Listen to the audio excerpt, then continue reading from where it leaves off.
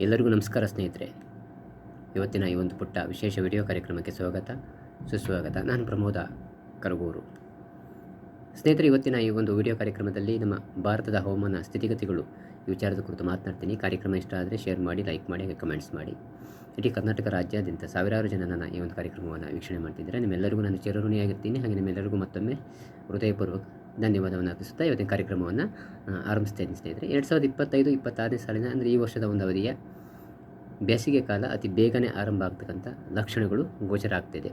ಅಂದರೆ ಭೂಮಿಯ ಸಮಭಾಜಕೃತ ಪ್ರದೇಶ ಅಂತ ನಾವೇನು ಕರಿತೀವಿ, ಆ ಒಂದು ಭಾಗದಲ್ಲಿ ಇದು ಬೇಕಾದಂಥ ಪೂರಕ ವಾತಾವರಣ ನಿರ್ಮಾಣ ಆಗ್ತಾ ಇರ್ತಕ್ಕಂಥದ್ದು. ಹಾಗೆಯೇ ಪೆಸಿಫಿಕ್ ಮಹಾಸಾಗರದ ಕಡೆಯಿಂದ ಬರ್ತಕ್ಕಂಥ ಟ್ರೇಡ್ ವಿಂಡ್ಸ್ ಅಂದರೆ ವಾಣಿಜ್ಯ ಮಾರುತಗಳು ಕೂಡ ಅತಿಯಾಗಿ ಬಲವಾಗಿರೋದರಿಂದ ಇದಕ್ಕೆ ಬೇಕಾದಂಥ ಒಂದು ವ್ಯವಸ್ಥೆ ನಿರ್ಮಾಣ ಆಗ್ತಿದೆ.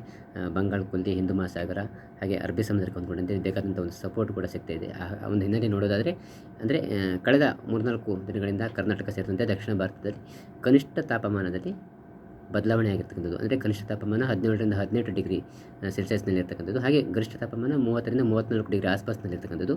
ಭಾರತದ ಪಶ್ಚಿಮ ಭಾಗಕ್ಕೆ ಹೊಂದ್ಕೊಂಡಂತೆ ಅಂದರೆ ಮಹಾರಾಷ್ಟ್ರ ಆಗಿರ್ಬೋದು, ಗೋವಾದ ಕೊಂಕಣ ತೀರ ಆಗಿರ್ಬೋದು, ಕರ್ನಾಟಕದ ಕರಾವಳಿ ಆಗಿರ್ಬೋದು, ಕೇರಳದ ಕರಾವಳಿ, ಲಕ್ಷದ್ವೀಪಕ್ಕೆ ಹೊಂದ್ಕೊಂಡಂತೆ ಗರಿಷ್ಠ ತಾಪಮಾನದಲ್ಲೂ ಕೂಡ ಬದಲಾವಣೆ ಆಗ್ತಾ ಇರ್ತಕ್ಕಂಥದ್ದು ಕೂಡ ಒಂದು ಇದಕ್ಕೆ ಬೇಕಾದಂಥ ಪೂರಕ ವಾತಾವರಣವನ್ನು ನಿರ್ಮಿಸಿಕೊಡ್ತಿದೆ. ಆ ಹಿನ್ನೆಲೆ ನೋಡೋದಾದರೆ ಈ ಬಾರಿ ಕಳೆದ ಬಾರಿಗೆ ಹೋಲಿಸಿದರೆ ಒಂದು 15ರಿಂದ 20 ದಿವಸ ಮುಂಚಿತವಾಗಿಯೇ ಬೇಸಿಗೆ ಅತಿ ಬೇಗನೆ ಆರಂಭ ಆಗ್ತಕ್ಕಂಥ ಸ್ಪಷ್ಟ ಲಕ್ಷಣಗಳು ಕೂಡ ಕಂಡುಬರ್ತಿದೆ. ಹಾಗೆಯೇ ಫೆಬ್ರವರಿ ತಿಂಗಳ ಈ ಒಂದು ಅವಧಿಯಲ್ಲೂ ಕೂಡ ದಕ್ಷಿಣ ಭಾರತಕ್ಕೆ ಹೊಂದ್ಕೊಂಡಂತೆ ಲಕ್ಷದ್ವೀಪ, ಕೇರಳ ಹಾಗೆ ಕರ್ನಾಟಕದ ದಕ್ಷಿಣ ಭಾಗಕ್ಕೆ ಹೊಂದ್ಕೊಂಡಂತೆ ತಮಿಳುನಾಡಿನ ಒಂದಷ್ಟು ಭಾಗಕ್ಕೆ ಹೊಂದ್ಕೊಂಡಂತೆ ಕೂಡ ಈ ಫೆಬ್ರವರಿ ತಿಂಗಳ ಒಂದು ಆಸ್ಪಾಸ್ನಲ್ಲಿ ಅದರಲ್ಲಿ ಹಗುರವಾಗಿ ಮಳೆ ಆಗ್ತಕ್ಕಂಥ ಬೇಕಾದಂಥ ಕೂಡ ಒಂದು ಪೂರಕ ವಾತಾವರಣ ಕೂಡ ನಿರ್ಮಾಣ ಆಗ್ತಿದೆ.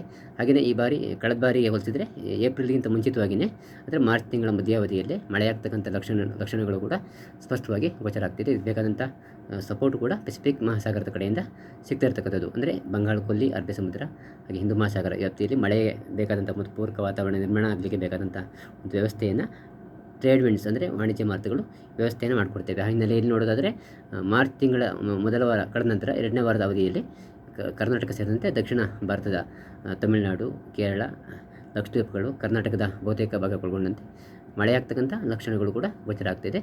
ಅಂದರೆ ಈ ಬಾರಿ ಅಂದರೆ ಮಾನ್ಸೂನ್ ಮಾರುತದ ಒಂದು ಪೂರ್ವ ಅಂತ ನಾವು ಹೇಳ್ತೀವಿ.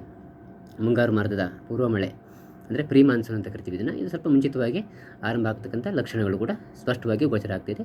ಹಾಗಾಗಿ ಕಳೆದ ಬಾರಿಗೆ ಹೋಲಿಸಿದರೆ ಕಳೆದ ಬಾರಿ ಮಾರ್ಚ್ ಏಪ್ರಿಲ್ ತಿಂಗಳಲ್ಲಿ ಸ್ವಲ್ಪ ಮಳೆಯ ಪ್ರಮಾಣದಲ್ಲಿ ಇಳಿಮುಖ ಆಗಿತ್ತು, ಅದರ ಕೊರತೆ ಕಂಡು ಬಂದಿತ್ತು. ಮೇ ತಿಂಗಳಲ್ಲಿ ಮಳೆಯ ಒಂದು ವಾತಾವರಣ ಬದಲಾಗಿತ್ತು, ಉತ್ತಮವಾದಂಥ ಒಂದು ಮಳೆಯ ಲಕ್ಷಣಗಳು ಗೋಚರ ಆಗಿದ್ವು. ಆದರೆ ಈ ಬಾರಿ ಆಗಲ್ಲ. ಈ ಬಾರಿ ಮಾರ್ಚ್ ತಿಂಗಳಲ್ಲೇ ಮುಂದಿನ ದಿನಗಳಲ್ಲಿ ಅಂದರೆ ಉತ್ತಮ ಒಂದು ಮಳೆಗೆ ಬೇಕಾದಂಥ ಪೂರಕ ವಾತಾವರಣ ನಿರ್ಮಾಣ ಆಗ್ತಕ್ಕಂಥ ಲಕ್ಷಣಗಳು ಕೂಡ ಸ್ಪಷ್ಟವಾಗಿ ಕಂಡುಬರ್ತಿದೆ. ಆ ಒಂದು ಹಿನ್ನೆಲೆ ನೋಡೋದಾದರೆ ಈ ಬಾರಿ ಕಳೆದ ಬಾರಿಗಿಂತ ಮುಂಚಿತವಾಗಿಯೇ ಮುಂಗಾರು ಪೂರ್ವ ಮಳೆ ಕೂಡ ಆರಂಭ ಆಗಲಿಕ್ಕೆ ಬೇಕಾದಂಥ ಲಕ್ಷಣಗಳು ಈಗಲೇ ಅಂದರೆ ಫೆಬ್ರವರಿ ತಿಂಗಳ ಒಂದು ಮೊದಲ ವಾರದಲ್ಲೇ ಗೋಚರ ಆಗ್ತಿದೆ. ಉಷ್ಣಾಂಶವು ಕೂಡ ಗರಿಷ್ಠ ತಾಪಮಾನ ಕರ್ನಾಟಕದ ಬಹುತೇಕ ಭಾಗದಲ್ಲಿ, ಕರ್ನಾಟಕದ ಬೆಂಗಳೂರು ನಗರ ಸುತ್ತಮುತ್ತ ಇರ್ತಕ್ಕಂಥ ಬೆಂಗಳೂರು, ಮಂಡ್ಯ, ಮೈಸೂರು, ಹಾಸನ, ಚಿಕ್ಕಮಗಳೂರು, ಶಿವಮೊಗ್ಗ ಹಾಗೆ ಈ ಕರ್ನಾಟಕದ ಕರಾವಳಿ ಈ ಒಂದು ಭಾಗದಲ್ಲಿ, ಹಾಗೆ ಕರ್ನಾಟಕ ಹಾಗೂ ಕೇರಳದ ಗಡಿ ಭಾಗಕ್ಕೆ ಹೊಂದ್ಕೊಂಡಂತೆ ಲಕ್ಷದ್ವೀಪಕ್ಕೆ ಹೊಂದ್ಕೊಂಡಂತೆ, ಹಾಗೆ ತಮಿಳುನಾಡಿನ ಪೂರ್ವ ಭಾಗಕ್ಕೆ ಹೊಂದ್ಕೊಂಡಂತೆ ಕೂಡ ಈಗಾಗಲೇ ಗರಿಷ್ಠ ತಾಪಮಾನವು ಕೂಡ ಏರಿಕೆ ಆಗ್ತಿರ್ತಕ್ಕಂಥದ್ದು ಕೂಡ ಇದಕ್ಕೆ ಬೇಕಾದಂಥ ಪೂರಕ ಲಕ್ಷಣವನ್ನು ನಿರ್ಮಿಸಿಕೊಡ್ತಿದೆ. ಆ ಹಿನ್ನೆಲೆ ನೋಡೋದಾದರೆ ಮುಂದಿನ ದಿನಗಳಲ್ಲಿ ಅಂದರೆ ಮಾರ್ಚ್ ತಿಂಗಳ ಅವಧಿಯಲ್ಲಿ, ಮಾರ್ಚ್ ತಿಂಗಳ ಮಧ್ಯಾವಧಿಯಲ್ಲಿ ಈ ಬಾರಿ ಮಳೆ ಆಗ್ತಕ್ಕಂಥ ಲಕ್ಷಣಗಳು ಕೂಡ ಕಂಡುಬರ್ತಿದೆ. ಹಾಗೆಯೇ ಈ ಬಾರಿಯ ಒಂದು ಏಪ್ರಿಲ್ ಮೇ ತಿಂಗಳ ಒಂದು ಮಳೆ ಅಂದರೆ ಮಾನ್ಸೂನ್ನ ಪೂರ್ವ ಮಳೆ, ಪ್ರೀ ಮಾನ್ಸೂನ್ ತಾವೇನು ಕರಿತೀವಿ, ಇದು ಕೂಡ ಉತ್ತಮವಾಗಿ ಆಗ್ತಕ್ಕಂಥ ಒಂದು ಲಕ್ಷಣಗಳು ಕೂಡ ಕಂಡುಬರ್ತಿದೆ. ಹಾಗೆ ನೋಡೋದಾದರೆ ಎಲ್-ನೈನೋ ಅಂತ್ಯ ಆಗಿರ್ತಕ್ಕಂಥದ್ದು, ಲಾ-ನೈನೋ ಆರಂಭ ಆಗಿರ್ತಕ್ಕಂಥದ್ದು ಕೂಡ ಇಲ್ಲಿ ಸ್ಪಷ್ಟವಾಗಿ ಗೋಚರ ಆಗ್ತಿದೆ. ಹಾಗಾಗಿಯೇ ಏಪ್ರಿಲ್ ಮೇ ತಿಂಗಳಲ್ಲೂ ಕೂಡ ಈ ಬಾರಿ ಉತ್ತಮವಾಗಿ ಮಳೆ ಆಗ್ತಕ್ಕಂಥ ಲಕ್ಷಣಗಳು ಕಂಡು ಬರ್ತಿದೆ. ಹಾಗೆ ಜೂನ್ ತಿಂಗಳ ಒಂದು ಜೂನ್ನಿಂದ ಸೆಪ್ಟೆಂಬರ್ವರೆಗೆ ದೇಶದ ಕೋಟ್ಯಂತರ ರೈತರ ಹಣೆ ಬರೀತಕ್ಕಂಥ ನೈಋತ್ಯ ಮುಂಗಾರು ಮಾರುತ ಕೂಡ ಈ ಬಾರಿ ಉತ್ತಮವಾಗಿರ್ತಕ್ಕಂಥ ಲಕ್ಷಣಗಳು ಕೂಡ ಕಂಡುಬರ್ತಿದೆ.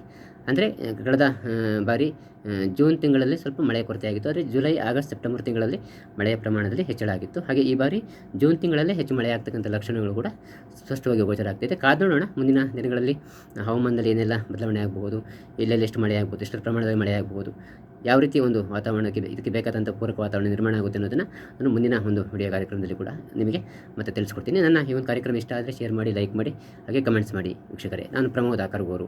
ನಮಸ್ಕಾರ ವೀಕ್ಷಕರೇ, ಧನ್ಯವಾದಗಳು.